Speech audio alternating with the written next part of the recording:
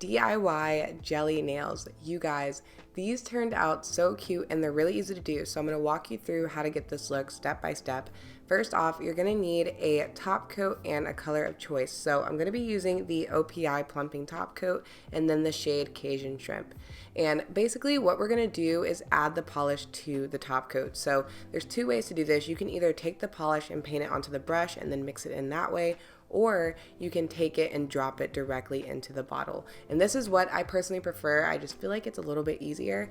But either way, you want to make sure you shake the bottle up so that you get a nice even shade.